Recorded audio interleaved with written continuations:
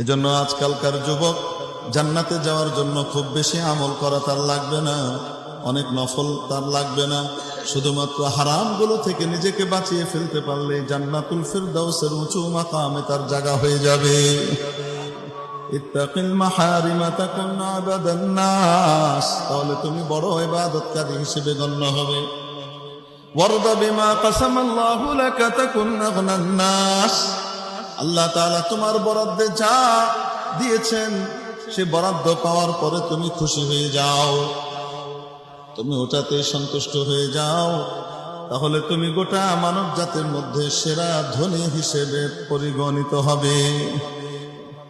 সেরা ধনী, ধনীকে যার অভাব নাই, তাই না? কেন ধনীকে যার কি নাই?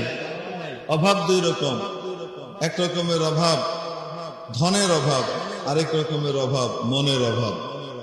বলেন না কেন? হাজার হাজার হাজার লক্ষ কোটি বিলিয়ন ডলারের মালিক হওয়ার পরেও তার স্বাদ মিটতেছে না, তার আরো লাগবে, আরো লাগবে, আরো লাগবে। তো সে কি বলেন হাজার কোটি টাকার মালিক হওয়ার পরেও আসলে কি অভাব মুক্ত হয়েছে, না এখনো অভাবেই আছে?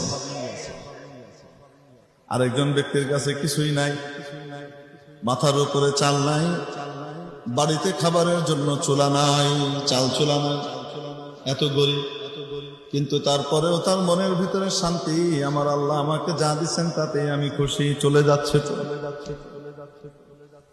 এই দুনিয়াতে কয়দিন থাকবো? এখানে তো বেশি দিন থাকবো না, আসল জগৎ সামনে আছে।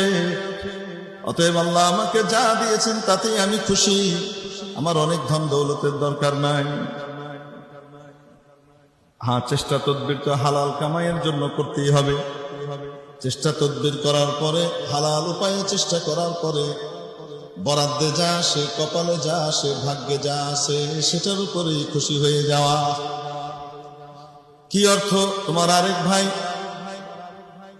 আরেক ভাই 1 ঘন্টা কষ্ট করে 10,000 টাকা কামায়, আর তুমি 10 দিন চেষ্টা করে 1,000 টাকা কামাও।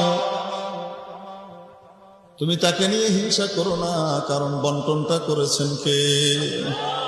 আরো আস্তে কে করেছেন? অনাস্থা জানিও না, ওনার বন্টনের উপর অনাস্থা জানিও না, বরং তুমি খুশি থাকো, আমার আল্লাহ তাকে যা দিয়েছেন তাতে আমার কোনো অসুবিধা নাই, আমাকে যা দিয়েছেন